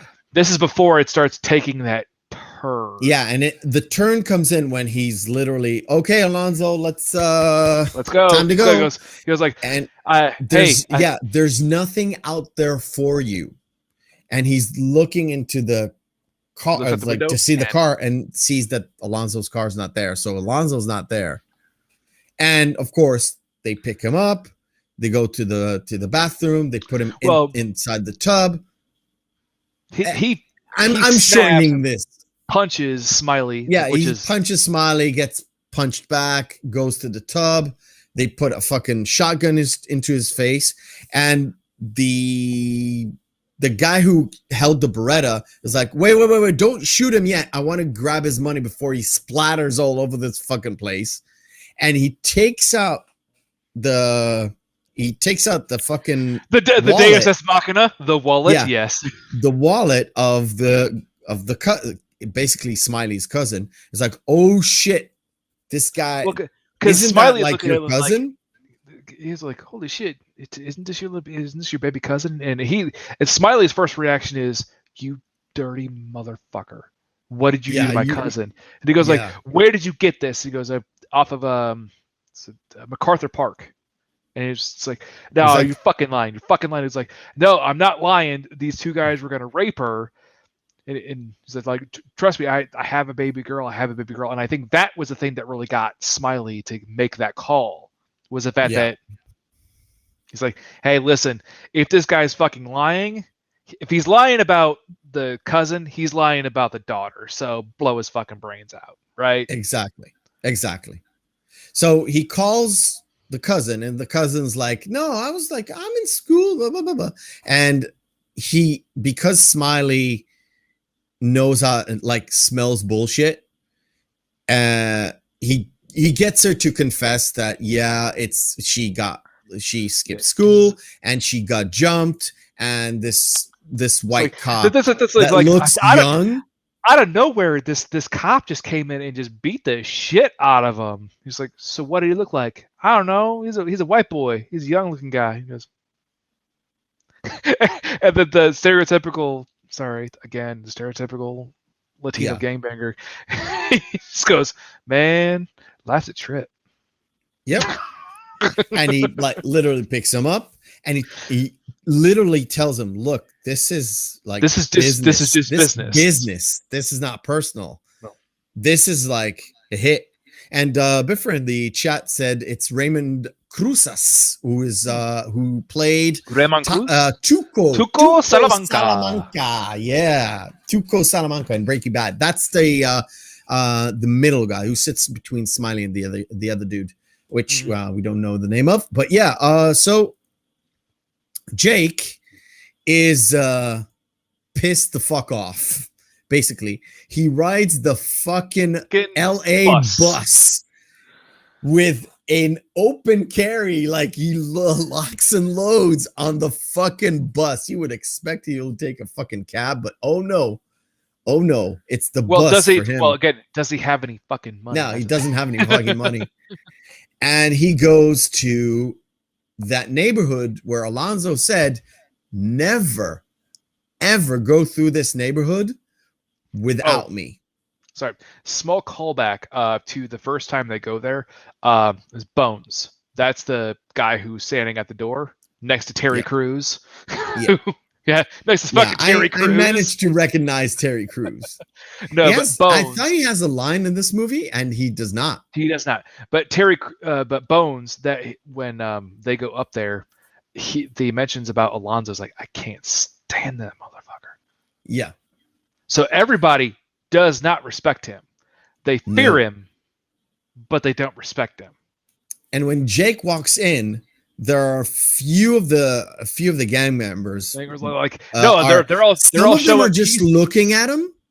Some of them are actually pointing a gun at him, but they're not doing anything.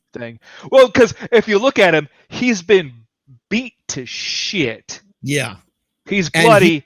He's carrying a gun too, and he just walks up to him, and Bones is like, "What do you want, rookie?" He goes, "I'm here for Alonzo," and they're just like, "Well, gonna solve our problem for us." And he literally like walks away. And that's where the little like we said, that small interaction with Alonzo's son kind of pays off, where it's that guy who we were friends with. Kind of, it kind of puts the whole kids are trusting of strangers is a bit of a problem, because when they get treated nicely, they automatically give a lot of trust in that person, which is oddly, it's a good thing and a real bad thing could be. This is also like a condemnation of just absentee fathers too. I mean, I know that's what it is, because the little boy is just like, oh, you're an older man who basically could be my father figure. Okay, you actually showed me some kind of love and respect instead of just going "Mwah," and then mushing my forehead as you left. Yeah. That's what Alonzo did to him. Yeah, because that's what Alonzo did to him. So Jake comes in, busts open to the bedroom, and we get to see Ava in all her glory. Thank heavens to Betsy. And still Alonzo isn't phased. Mrs. Math. She's asleep. He busts open. He tells him to like disarm from every gun. Oh, and that gun too as well. God, yeah. And put them all in a pillowcase. Put them on a do you want the one in my pillowcase? back pocket too? And like, yes. Yes. Actually, yes. And also give me the money. Reasons. Because I know what's going on, blah, blah, blah. Evidence. And that's what he's doing. He's collecting evidence. That's what he's doing. Collecting it. And we're going to stop here because Cinema Deathmatch. We are having our second segment of the night, like we do every single time. We have Cinema Deathmatch, where we take two movies, pit them together, and see which one would we like to see more, or basically which one is the best. Criteria for every single week is at the end of the day, Friday evening, Saturday evening, out with the boys, with the girls, with the family, with the whatever. Two movies. Which one are we going to watch? This one or that one? And we are a go. Shrek the Third or Apollo 13? Sir, I'll give you the accoutrement. You're stumped. Want me to answer? No, go ahead. Apollo 13, because Shrek the Third is not a good movie. I don't like either movie. Just pick one. I'll go with Apollo 13, just for nice. Apollo 13 it is. For brevity's sake. Now, this one is a little bit harder. Scrooge. It's my second favorite. No, it's my third favorite Christmas movie of all time. Okay. I'll go with Scrooge, even though Aladdin has Robin Williams in it. But it's fucking Disney. All right. Flags of Our... I haven't seen it. It's a Clint Eastwood movie, probably... Not gonna. The Ring, the adaptation from The Ring, the Japanese Ring. This is the American The Ring, or with Back to the Future 3. Naomi Watts was in that one, correct? Either Naomi Watts or Buffy the Vampire Slayer. So Sarah Michelle. No, that was not the. It was the other. It's the other one. It's the Note. Is it the one with the note? There was two of them. One is The Ring and one is The Note. I don't remember the name of the movie. The one with the actual haunted house is the one that Sarah Michelle Gellar was in. Okay. Yeah. So this one is Naomi Watts. I would have to go with Back to the Future Part 3 just because I like the train scene a lot. Okay, Disturbia with Shia LaBeouf or The Dead Pool. Ooh, have you seen The Dead Pool? I have seen The Dead Pool. I like that movie in Hebrew, lot. It's Dirty Harry 3.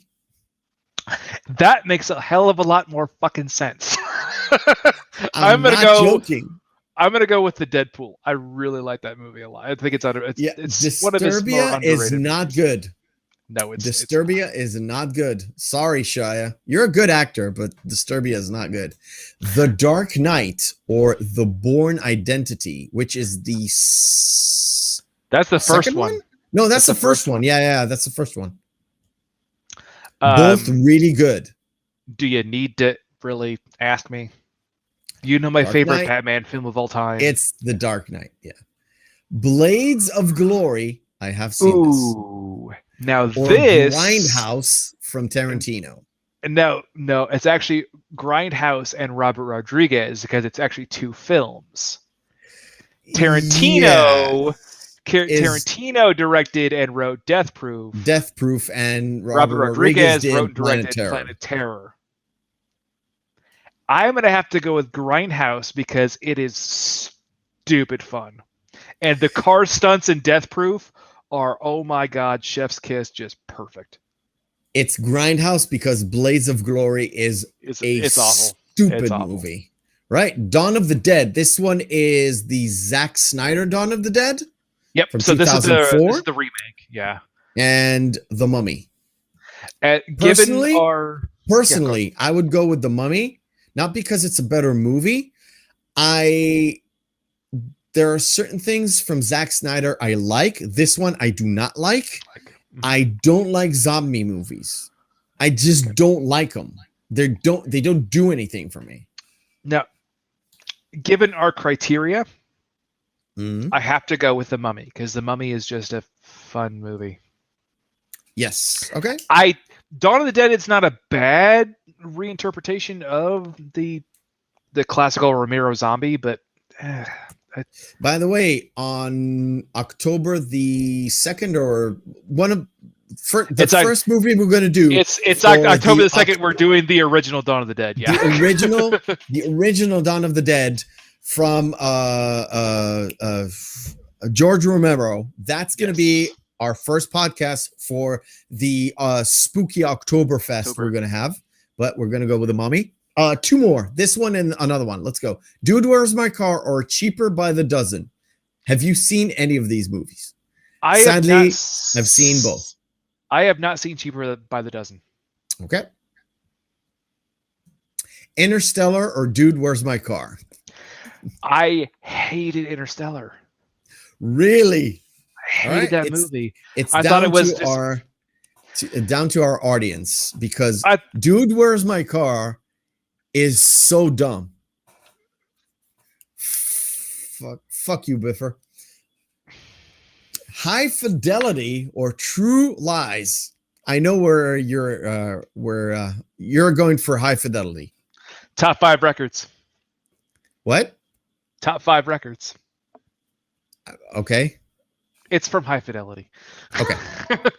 I've seen True Lies more times, so True Lies is a good movie. So, well, the audience has spoken. There you go. I like them both. Last one. Do you want me to go first? Oh God, they're both terrible. Go ahead. I'm gonna go with Silent Hill just because I have a massive aversion from anything Transformers. I would silently watch Silent Hill and not watch Transformers. Any of them. Even Bumblebee. Sorry, Biffer, but I have to go with Silent Hill as well. At least it was kind of a unique imagining of the Silent Hill universe, and it hasn't been done in film before. And hey, it was better than any of the Resident Evil movies. So.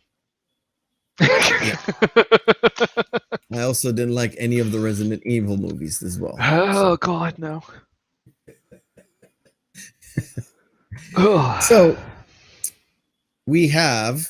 I'm sorry, my mind just kind of recoiled in terror thinking of it's fine. All right, so I'm pretty surgical with this bitch, Jake. Hey, we have. Remember that guy in the wheelchair? Yep. Ask him how he got there. Exactly. So we have a choice of a son where he either chooses the bumbling.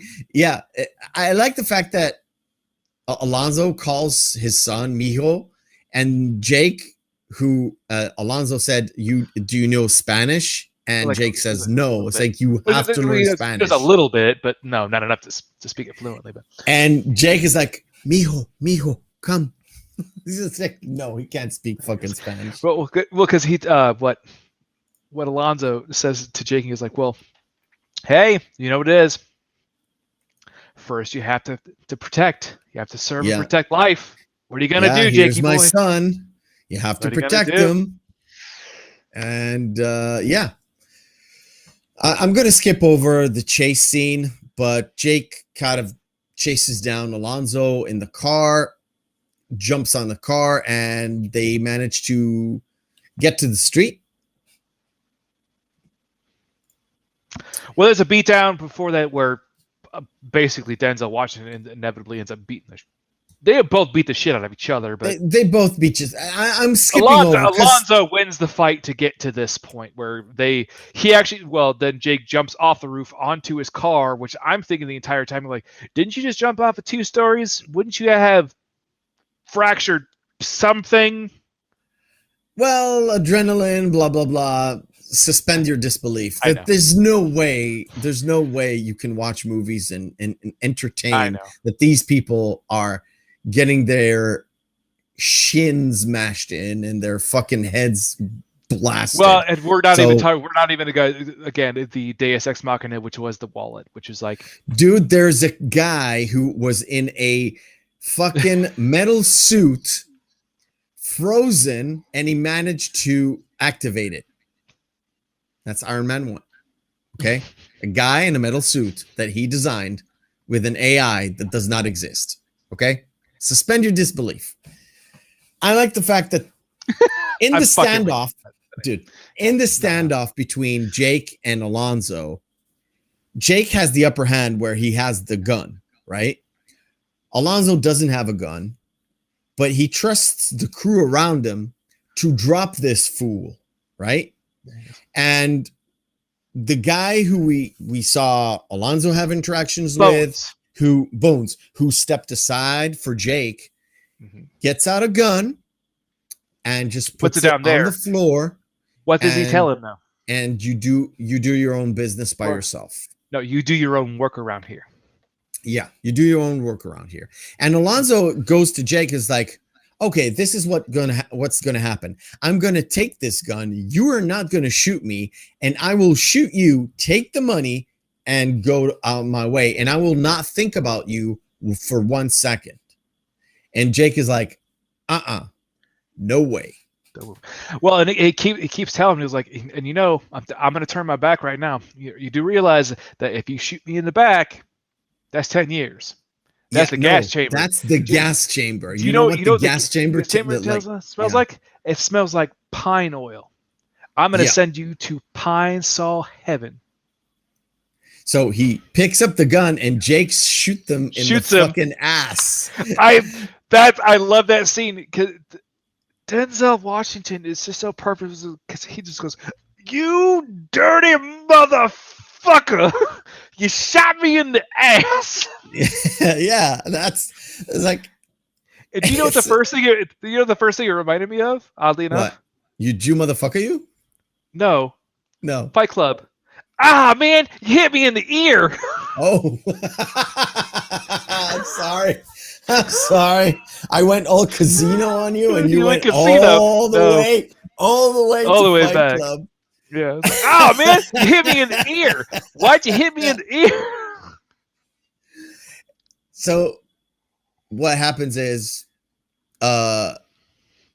Alonzo doesn't get the money. Jake gets the money. And because what's really important in that scene at the end is during that entire conversation that they have, he's like, "Well, you're not going to get that money." He goes, Jake gets to pull Alonzo's line on him. "You want to go to jail? You want to go home?" Yeah, I was like, "I want to go home. Just give me the money. Just give me the money. Just give me the money." Yeah, but he doesn't get the money. Then Bones actually walks up, picks up the gun, and goes, "Jake, you're good to go. We got this." Yeah, we got this. Do you know what it is? He earned their respect. He earned their honor. And that was what we were talking about with it harkens back to a scene before with the Latino gang where as long as he shows respect, he gets respect back. Well, it doesn't matter that he's there to arrest them because they're criminals. It's all about showing them respect and doing the right thing at the end of the day. Respect and honor. It's like, well, you saved a life. Well, you're good. And again, like with Bones, there's like, hey, you're getting rid of this monster for us. That's fine. And that whole segment right there is you're skipping over Denzel Washington's best fucking monologue at the end of that. Oh, I'm sorry, but yeah, he goes into a massive monologue about. He's like, "I'm putting cases on every one of you motherfuckers. You're going to be playing basketball in Pelican Bay. I'm talking 23-hour lockdown." I And there did were- enjoy the actual monologue, but yeah, it's a man with so much desperation at this point. Like, It's unreal because he knows what happens from this point on. He just knows it.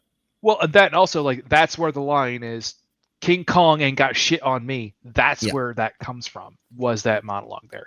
So I know I skipped it. I know I skipped it, but it's one of those it's one of those things why I love movies. There are certain points where you get to see an actor do a fantastic job with lines, because you can write lines.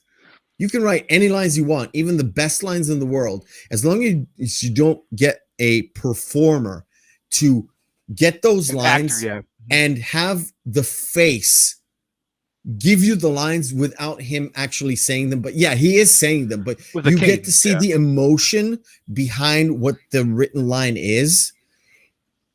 That kind of separates a lot of the great actors from the actors.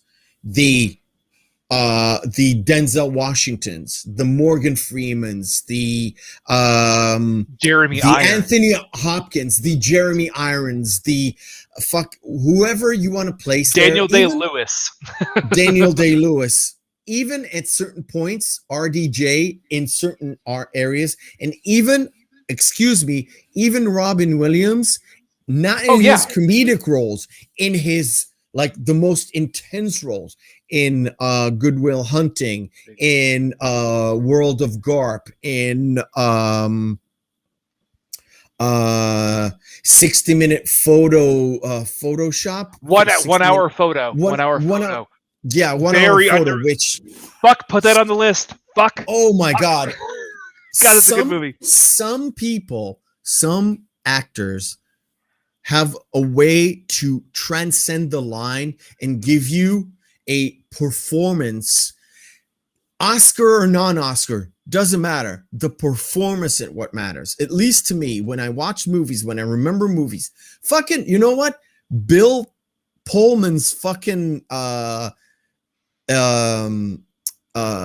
speech in Independence Day is worth the entire Independence Day for me. Why? I'm not a fucking American, but I feel like I want to put on an American fucking flag condom and fuck the world after that fucking speech. I'm not kidding. Hey, don't worry. We already did that. Yeah, I know. Too late. Too late. It's been done. So we get this scene. Last scene, no words needed. It's the fucking Russians. Russians get caught up. The thing is, too, is that I don't know. Sam Jackson in Pulp Fiction. Yes, yeah. Yes, dude. Yes, those speeches. The speech he get. Oh, we're gonna discuss it at a later time. But my God. No, we've already discussed this. I don't think we can properly review Pulp Fiction. It's gonna have to be like put into two separate podcasts, because that is my favorite movie of all time. It might be. But otherwise it'll be like today. I'd be like running out. But for Pulp Fiction, that'd probably be a 7 or 8 hour podcast. I'm not gonna lie. I know way too much about that movie, and I love. All right, we're gonna get to it. We have to talk about it. But anyways, for this movie, the last scene we get, well, not last scene, but we get the wrapping up of Alonzo's story, and we get a snippet of Jake's story, where Alonzo is getting brutally murdered. He's not only been shot at the car, he goes out of the car, and of course I can't really show it because YouTube. He gets even more riddled with bullets outside, and as the closing image of the movie is Jake going into the house, and we hear a news report about a cop being gunned down in the streets, which is a callback to when they were at Roger's house. Yes. They were talking about how, hey, if you're not going to play the game, then we can just kill you. And he gave that same Alonzo gave the same. Didn't we say it's Ralph's? Is it Roger or Ralph? Is it Ralph's? You said Roger. Yeah, my bad. Never mind. Go on. A long day. Go And, on. no, It's been a long week. Anyway, Go ahead. No, but he gives him the whole thing where he said, "Well, today an up and coming narcotics officer was murdered during a routine bust of a very prolific drug dealer." And it was kind of the same thing, except for this was the actual take with Alonzo. So that's kind of apropos in a way. And the thing is, too, is when he's getting out of the car, do you know what he's doing? He has his keys in his hand. He's going to the trunk to try to give him the money that he has in the trunk. Yeah, but it's too late. It was too late. It was just too late. Yep. All right. That is actually that. That was a training day. That's training day. Fantastic movie. Amazing movie. Of course, you've caught this podcast and not stopped it and go and watch it, please. By this point, you should have watched it. And if not, if you just listened to this podcast and haven't watched it yet, this is a fantastic movie. I agree with you. This is Denzel Washington's best role or best performance. Not because he got an Oscar for it, just because of he portrayed Alonzo. I didn't see Denzel. I saw Alonzo. Now, I only brought up the Oscar thing because I thought it was just testament to how great he was in that role. And yes, Biffer, he was great on Mind and Fire, which actually came out the same year too. But regardless, I still think that Alonzo Harris was the best role of his entire career. It's just amazing, and Antoine Fuqua to go in and do what he did at this time was so socially aware of the corruption that was inherent in the LAPD at the time. It was a condemnation on society in itself, but also how sorry, let me just roll it back for a second. I think in a way too, it's also just a way to sort of say how we could all be tested and how we could all be tempted and how we could all be corrupted in some point in way. And Jake, for him to survive all these trials and tribulations and not be tempted and not go through that whole full path, which in a way, you have to think about this though. Had he had not gone to the Loteños and tried to get him whacked, do you think Jake would have just gone through with it? If Jake would have not found out that information about the Russians? I think if Jake would have gone home. If Alonzo would have put Jake at home and tell him, okay, we've done with your training day, go on home. I'm going to take this to evidence, or I'm going to give him any sort of excuse and not put him in a situation where he is literally going to get whacked. Die. Yeah. I believe that Jake would have lived with it because of Jake's ambitions. It's to sort of a summarization is, hadn't Alonzo been Alonzo and put him in a situation where he gets killed, I don't think Jake would have turned him in. Because if he would have, he would have done it.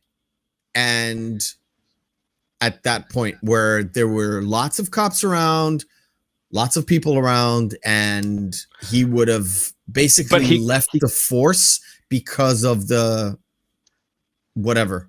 Yeah. Right. But he couldn't have at the time, though. That's the thing is. With he wouldn't have said anything. He wouldn't have. He knew the gravity of the situation where he's got 4 or 5 decorated cops telling that he shot Ralph, right? Yeah. Anyways, Yeah, I think that this hot, if Alonzo wasn't a hothead, he wasn't going to put him with the Latino gang, but also if he wasn't such a hothead, he wouldn't have been In the punching that situation fucking in the first Russian. place. So No, it kind of plays together. They made it pretty clear that he killed the Russian guy. Yeah. Bitches get stitches. That's right. So It's snitches, but okay. All right. So to close everything off, like we try to do every single podcast, is to finish off with a short version of Training Day. But before we do that, no, we'll play that and we'll tell you which movie we're going to see next, because it's a doozy. Hold the phone, and here we go. Here we go. The short version. I'll be at my office. Come on, dog, tell me a story. This car isn't from the mortar pool. What are you doing in gang areas? Virgin lungs. You okay, dog? He's just like you. You like to rape little girls? I smell a pork product. We have a warrant. Don't come in here without me. Do you want to be back with the sheep? The three wise men. Who is this guy?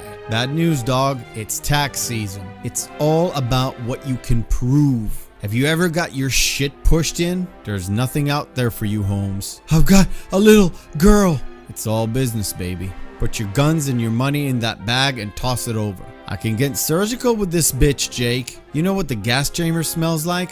Pine wood oil. You motherfucker! You shot me in the ass. What a day.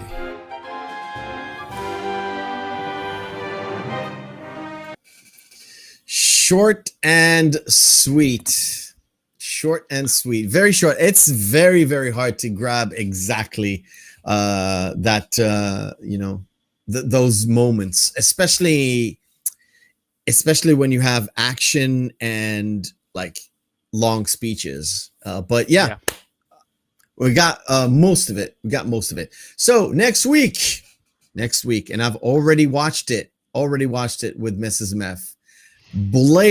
Original Blade with Wesley Snipes. Well, small caveat, after watching it again, fantastically bad movie. Oh yeah. I fucking love it. It is so bad. It's not as bad as Trinity. It's not as bad as Blade 2. It's not a good superhero movie. A standalone action movie, fantastic. We're gonna go over it next week. Yeah, we're gonna talk at length about it, because I know way too much about that movie, and basically without that, we would not have the Marvel Cinematic Universe. Correct. Full stop. Correct. Full stop. Next week we're gonna discuss everything about this next week. Hopefully, we'll remember what we said today. Please, before we go, two things. One is, if you like this show, if you like what we do here, follow me on Twitter, follow at Meffistoe, or if you like on Instagram at Meffistoe79, you can DM me. Everything is open. You just send your request or everything. If you want to email me, it is Meffistoe79@gmail.com. Very simple, very good. And also, if you are into this, what we want to do here, and have any sort of graphical acknowledgement or something that you want to showcase or anything, I would gladly see and work things out. If you want to do some stuff with this podcast, or at least I want to do stuff with this podcast that looks a little bit better, a little bit more presentable. So if you do have any graphical knowledge, please let me know in any of these forms. We can drop us a line and we'll talk to you. Until next week, boys and girls, ladies and gentlemen, and my fellow friends, I'll see you when I see you. Have a good day. Enjoy the movies. And please don't ever let anybody tell you that a movie you don't like makes you a horrible person.